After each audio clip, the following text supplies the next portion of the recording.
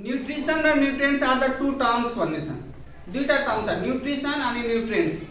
Nutrients भनेको के हो यहाँ हेर्न सक्नुहुन्छ, न्यूट्रिएंट्स को nutrients are substance that the body needs to function properly. र न्यूट्रिएंट्स भनेको त्यस्तो सब्स्टेंस हो जुन जसले चाहिँ हाम्रो बडीलाई फंक्शन गर्नको लागि काम गर्छ। For example of the nutrients, nutrient carbohydrates, protein, fat, minerals and vitamin. त्यो पाँचवटा कुरा मात्र, त्यो भन्दा धेरै जाने हैन। के carbohydrate, fat, protein, mineral, vitamin. है this 5 things come under the nutrients. अब न्यूट्रिएंट्स भनेको के हो भने न्यूट्रिसन भनेको के हो? न्यूट्रिसन भनेको यहाँ तपाईहरुले हेर्न सक्नुहुन्छ, nutrition is the science that studies. यो चाहिँ न्यूट्रिएंट्स को बारेमा पढाइ गर्नुलाई न्यूट्रिसन भनिन्छ के। है यहाँ हेर्नु, nutrition is the science that studies how the body uses nutrients from food for growth, maintenance and health. मतलब हाम्रो बडीमा जुन न्यूट्रिएंट्सहरुले चाहिँ कसरी काम गर्छ, भित्र गइसकेपछि त्यसले कसरी फंक्शन गर्छ, त्यसले हामीले कसरी एनर्जी प्रोड्युस गर्छ र त्यसले गर्दा हाम्रो बडीको ग्रोथ र डेभलपमेन्ट कसरी हुन्छ भनेर पढाइ गर्नु, त्यसैको बारेमा स्टडी गर्नुलाई के भनिन्छ? न्यूट्रिसन भनिन्छ। भने न्यूट्रिएंट्स भनेको सब्स्टेंस हो, न्यूट्रिएंट्स सब्स्टेंस हो भने न्यूट्रिसन भनेको त्यसको बारेमा स्टडी गर्नु। Now let's try to understand this term. Nutrients are substances that the body needs to function properly. These include carbohydrate, protein, fats, vitamin and minerals. Yes, nutrients are essential for growth, energy production and maintenance of body function. यो चाहिँ किन nutrients किन चाहिएको रहेछ? For the growth of our body. तपाईलाई थाहा छ सानैदेखि हामी चाहिँ जन्मेदेखि चाहिँ हामीले चाहिँ न्यूट्रिएंट्स चाहिँ कुनै न कुनै माध्यमबाट हामीलाई हाम्रो बडीमा सप्लाई भइरहेको हुन्छ। है जस्तै एउटा बच्चाले जन्म लिइसकेपछि उसको त के छ? दाँत त छैन, बट दे क्यान सक मिल्क फ्रम देयर मदर्स। यस हैन? सो त्यो चाहिँ के हुन्छ भने उनीहरुले चाहिँ दूधबाट चाहिँ प्रोटिन, हैन, दूधबाट चाहिँ उनीहरुले प्रोटिन र क्याल्सियमहरु चाहिँ उनीहरुले चाहिँ आमाको मिल्कबाट चाहिँ उनीहरुले पाउने हो अनि तिनीहरुको ग्रोथ हुन्छ। 6 महिनासम्म उनीहरुलाई कुनै पनि खाना दिइदैन है, हार्ड फूडहरु दिइदैन, मात्र लिक्विड, त्यो पनि आमाको हैन दूध खुवाइन्छ। किन? त्यसमा चाहिँ अब आमाले जुन खाना खाएको हुन्छ त्यहीबाट चाहिँ आमाको पनि मिल्क बन्ने हो नि त। अनि त्यही कसले खान्छ? बच्चाले, हैन? त्यही बच्चाले त्यहीबाट उनीहरुले जुन प्रोटिन, क्याल्सियमहरु पाउँछ, त्यहीबाट उनीहरुको बडीको ग्रोथ हुन्छ। हड्डीहरु जुन हुन्छ, तपाईहरुलाई थाहा छ मान्छेको बच्चाको हड्डी र के भन्छ ठुलो मान्छेको हड्डी काउन्ट गर्यो भने सानो मान्छेको हड्डी चाहिँ बच्चाको हड्डी चाहिँ धेरै हुन्छ in compare to the adult. है किन? जब त्यो सानो हुन्छ त्यसको हड्डीहरु टुक्रा टुक्रामा बाँडिएको हुन्छ के, त्यसैले काउन्ट गर्दा चाहिँ धेरै हुन्छ। त्यही हड्डी चाहिँ पछि जुट्दै गयो भने दुईटा एउटा बन्छ के। त्यसैले गर्दाखेरि सुरुमा चाहिँ तिनीहरुको कतिवटा काउन्ट गर्दा कतिवटा छ? 306 वटा। त्यसपछि जब हामी ठुलो हुँदै जान्छ त्यो हड्डीहरु जुट्दै जान्छ, त्यसपछि कतिवटा बन्न पुग्छ? 306। त्यो जुट्छ कसरी त? Because of this nutrition, nutrients. है त्यो न्यूट्रिएंट्स कै काम हो। न त्यसलाई राम्ररी स्टडी गर्नु है। Okay, now what is their food and from what is the source of nutrients? From where do we get nutrients? The main source of nutrients is a food. हामी फूडबाट हामी जुन खाना खान्छौं त्यहीबाट चाहिँ हामीलाई के मिल्छ? न्यूट्रिएंट्स मिल्छ। Food is any substance that consume to provide nutritional support for the body. त्यसैले अब यसमा फूडमा जुन पनि सब्स्टेंस जुन हामी खान्छौं भने के को लागि? न्यूट्रिसनको लागि, न्यूट्रिएंट्स को लागि जुन हामी खाना खान्छौं हैन, त्यसलाई चाहिँ के भन्छौं? हामी फूड भन्छौं। Some of the examples of food भन्ने भने जुन हामी राइस खान्छौं हैन, त्यसपछि भेजिटेबल्सहरु भयो जस्तै मीट हैन, एनिमल प्रोडक्टमा चाहिँ मीटहरु भयो, एगहरु भयो हैन, अनि एनिमल्सको मिल्क जुन खान्छौं त्यो सबै एनिमल प्रोडक्ट भयो भने यतातिर जुन चाहिँ हामी बालीमा उब्जाउँछौं, खेतमा उब्जाउँछौं है ग्रीन भेजिटेबल्स। अब यहाँ के it can be in the form of solid or liquid form में, या in the form of solid or liquid and is typically obtained from the plants or animals. Food is the primary source of nutrients.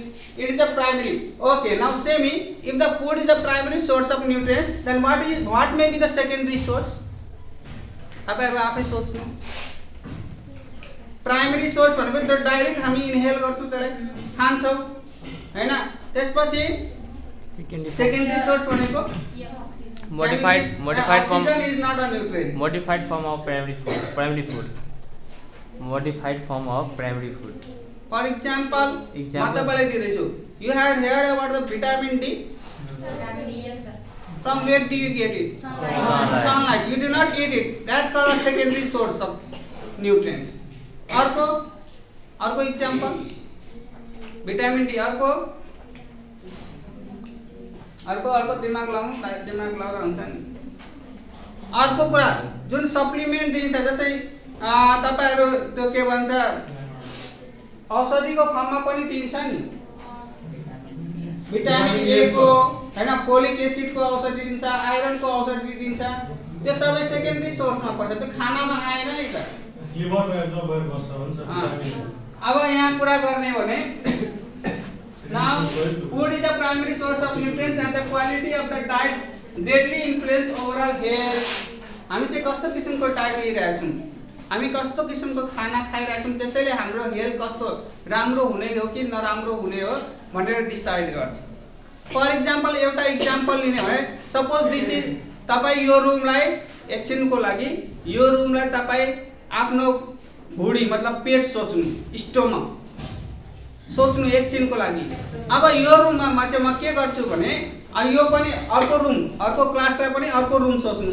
यो रुममा म के गर्छु भने यहाँ चाहिँ भेजिटेबल्सहरु हाल्छु है, भेजिटेबल अनि राइस सबै हाल्दिए राख्दिए. अनि त्यसपछि जति पनि राम्रो फुड आइटम्सहरु हुन्छ त्यो हाले. त्यसपछि अर्को रुममा चाहिँ म के हाल्दिन्छु भने अर्को जंक फुड्सहरु हाल्दिन्छु है, जंक फुड. त्यसपछि अर्को के भन्छ अनहाइजेनिक फुडहरु है, सडे गलेको कुराहरु हाल्दिन्छु, जुन चाहिँ मान्छेहरु जस्तै अल्कोहल भयो हैन, अल्कोहल पनि मान्छे त खाना त खान्छ नि हैन, तिनीहरु हाल्दिन्छु. अब कुनै एउटा मान्छेलाई म चाहिँ एकजनालाई यता पसाउँछु, अर्कोलाई उता पसाउँछु है, दुईतिर पसाउँछु भने कुन रुममा चाहिँ उलाई राम्रो फिल हुन्छ? अभियसली यो रुममा. अर्को रुममा त गनाउँछ नि त उलाई हैन. यता के भन्छ सडे गरेको कुराहरु पनि छ, जंक फुडहरु छ, अनि त्यसपछि रक्सी छुट्टै छ हैन. अनि त्यसले के गर्छ भने त्यो हामीले राम्रो लाग्छ लाग्दैन, यतातिर आउने यहाँ स्मेल चाहिँ राम्रो आइरहेछ जस्तो लाग्छ. अनि तर हामी चाहिँ के खाने बेलामा हामी के गर्छौं, हामी सोच्दैनौं त्यो कुरा. पेटमा जे पाइ त्यही हालेको छ, नखाने पर्ने कुराहरु पनि खाएको छ. कस्तो खाना खाने भनेर पनि त्यो हामीले आफै डिसाइड गर्ने हो नि त. कसैले आएर डिसाइड, तपाईको health, you are responsible for your health status. तपाईको हेल्थ तपाईले नै डिसाइड गर्ने कि मैले राम्रो बनाउने कि नराम्रो बनाउने. तपाई कुन खाना खानुहुन्छ, कसैले तपाईलाई फोर्सली खाना खानु यो दिन्छु यो खाऊ भनेर कसैले फोर्स गर्ने हैन. त्यो त तपाईमा डिपेन्ड पर्छ के खाने के नखाने. and you have a proper knowledge about being a student of health assistant हैन. तपाईहरुले त प्रोपर नलेज हुनु पर्यो. अब यो न्युट्रिसन च्याप्टर पढ्दाखेरि चाहिँ तपाईहरुलाई राम्रै थाहा हुन्छ हामीले कुन खाना खाँदा चाहिँ हाम्रो बडीमा कस्तो किसिमको असर पर्छ भनेर हामी यहाँबाट थाहा पाउँछौं. अर्को के छ भने यहाँ न्युट्रिसनले it encompasses the process of ingestion. Ingestion भनेको खानु. नो भने यसले मुखमा लिनु. भित्र चाहिँ हाम्रो बडीमा कुन माध्यममा स्किनबाट गइरहेछ कि मुखबाट गइरहेछ कि नाकबाट गइरहेछ कि हैन, त्यसलाई भनिन्छ injection.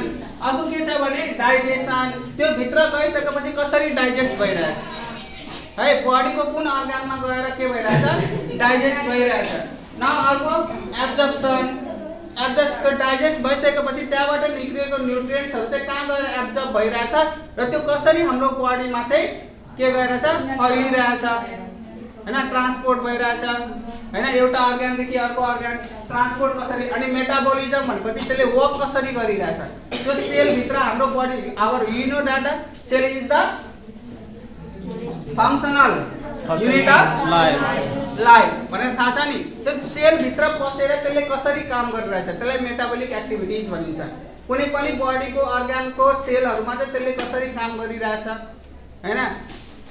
And elimination of nutrients, अनि त्यो इलिमिनेट कसरी भइरहेछ मतलब भित्र पस्यो, इन्जेक्सन भयो, त्यसपछि डाइजेसन भयो, त्यसपछि एब्जर्प्सन भयो, त्यसपछि इलिमिनेसन, त्यसपछि इलिमिनेसन ट्रान्सपोर्ट वाइब्रेसन भयो, मेटाबोलिक एक्टिभिटिजहरु भयो, त्यसपछि त्यो कसरी हाम्रो बडीबाट बाहिर निस्किरहेछ कुनै पनि न्युट्रिएन्ट्स है, त्यसको बारेमा स्टडी गर्नुलाई के भनिन्छ न्युट्रिसन भनिन्छ।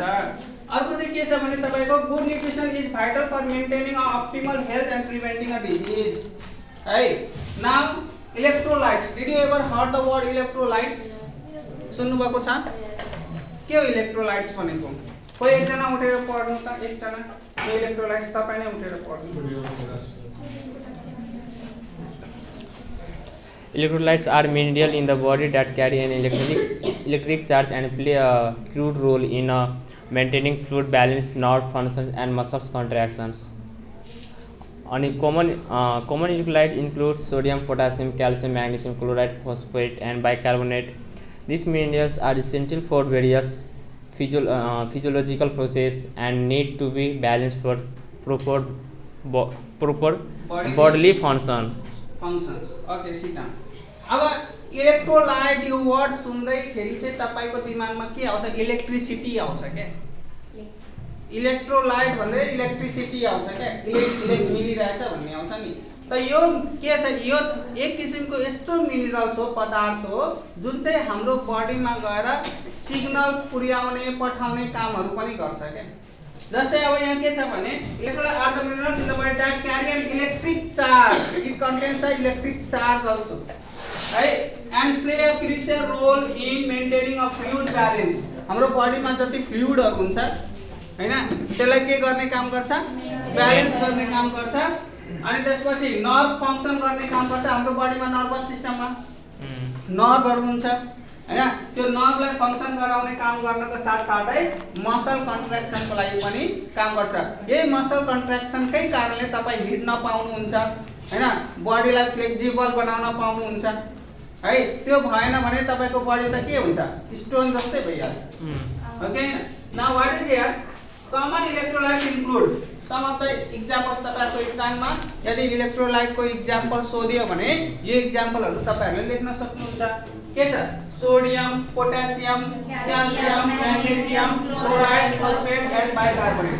तपाईहरु यो जति पनि मिनरल्सहरु हेर्दै हुनुहुन्छ तपाईले अघि पढ्नुभयो नि कुन कार्बोहाइड्रेट, फ्याट्स, प्रोटिन, भिटामिन्स र मिनरल्स।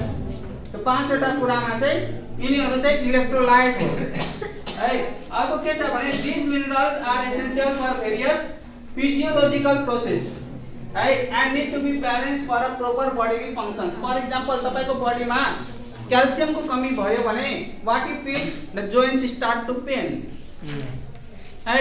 तपाईहरुको हड्डी कमजोर भइहाल्छ, कतै ठोकिने बित्तिकै टुट्ने चान्स हाई हुन्छ क्याल्सियमको कमी भयो भने। त्यसैले त्यसलाई के भनिन्छ? फिजियोलोजिकल प्रोसेसको लागि काम लाग्छ भनेर भनिरहेछ नि त है। नाउ डायटेटिक्स भनेको के हो? Dietetics is the science and art of applying the principle of nutrition to the planning and preparation of the food.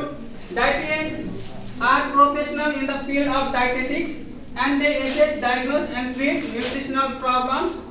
अब यो डायटेटिक्स भनेको के हो? मतलब हाम्रो बडीमा डाइट चाहिँ कति मात्रामा चाहिन्छ, कति मात्रामा हामी कहाँबाट चाहिँ डाइट लिन सक्छौं, कहाँबाट हामीले कुनै पनि फुडबाट चाहिँ हामीले कति चाहिँ न्युट्रिएन्ट्सहरु कति मात्रामा हामी पाउन सक्छौं। तपाईहरुले चाहिँ त्यो प्याकेट्सहरु फुडहरु जुन तपाईहरु मार्केटमा लिनुहुन्छ त्यो प्याकेट्सहरुमा हुन्छ नि यति मात्रामा यति मात्रामा यो छ, प्रोटिन यति मात्रामा छ, क्याल्सियम यति मात्रामा छ, तपाईले हेर्नुहुन्छ नि हो कि हैन? हेर्नुहुन्छ नि हो। त्यो सबै चाहिँ तपाई हेर्नु जुन हुन्छ त्यो कसले गरेको? त्यो काम कसको हो? यहाँ छ नि डायटिटियन्स है। डायटिटियन्स पढ्नुहुन्छ यसलाई के पढ्नुहुन्छ? डायटिटियन्स सीएम पढ्ने डायटिटियन्स जस्तै ट्रान्सपोर्टेसनमा ट्रान्सपोर्टेटन पढ्नुहुन्न नि ट्रान्सपोर्ट लास्टमा TION सन पढ्नुहुन्छ नि है त्यस्तै डाइटिसियन पढ्नेलाई के पढ्ने dietitians are professionals in the field of dietetics and they assess, diagnose and treat the nutritional problems in your body. तपाईको बडीमा यदि न्युट्रिसनल प्रब्लम छ भने त्यसलाई कसरी हामी न्युट्रिएन्ट सप्लाई गर्ने भनेर त्यसले तिनीहरूले चाहिँ त्यसरी काम गर्छ, वर्क गर्छ। डायटेटिक्स को फेरि लेखेको गर्नु डायटेटिक्स भनेको यहाँ यसलाई dietetics is the science and art of applying the principal of nutrition. मतलब हाम्रो प्रिन्सिपल अफ हाम्रो बडीमा त न्युट्रिसनले कसरी काम गरिरहेछ त्यसको बारेमा उसले स्टडी गर्छ। अनि कुनै पनि बडीमा चाहिँ कति मात्रामा चाहिँ कुन न्युट्रिएन्ट्स चाहिँ कति मात्रामा चाहिन्छ भनेर स्टडी गर्छ र यदि त्यो बडीमा छैन भने जस्तै तपाईहरुको ब्लड चेक गरिन्छ कहिलेकाहीँ कमजोरी हुँदाखेरि यसमा चाहिँ के छ छैन कति मात्रामा तपाईको बडीमा यो हेमोग्लोबिन छ कि छैन चेक गर्छ नि आइरन कति मात्रामा छ भनेर चेक गर्छ नि त्यसको यदि कमी भयो भने त्यसलाई कसरी फुलफिल गर्ने भनेर त्यसैको बारेमा स्टडी गर्नुलाई के भनिन्छ डायटेटिक्स भनिन्छ भने त्यो काम गर्ने मान्छेलाई के भनिन्छ डायटिशियन भनिन्छ। अब क्लियर भयो? Yes. Very good. Okay, dietitians are professionals in the field of dietetics and they assess, diagnose and treat nutritional problems. They work with individuals and communities. Individual भनेको we people, तपाई म we are the individuals. अनि एउटा ग्रुपको कुरा गर्ने भने community को कुरा। They work with the individuals and going to promote healthy eating habits. तिनीहरूले चाहिँ टाइम टाइममा प्रोग्रामहरु पनि गर्छन्, तिनीहरूले टाइम टाइममा अवेयरनेस प्रोग्रामहरु गर्छन् हैन। तपाईहरु हेर्नुहुन्छ नि त्यो के भन्छ हस्पिटल जाँदाखेरि या सुकेनास र फुकेनास भनेर लेखेको हुन्छ। अर्को कुरा त्यो के भन्छ भाग बहादुर र साग बहादुर लेखिएको हुन्छ हो कि हैन। त्यो भाग बहादुर त्यो सबै उनीहरुले चाहिँ कसले त्यो टेम्प्लेटहरु प्रिपेयर गर्छ डायटिशियनहरुले नै प्रिपेयर गर्छ के। They have a proper knowledge about it. हामीले के खाएर चाहिँ हाम्रो बडी कस्तो हुन्छ भनेर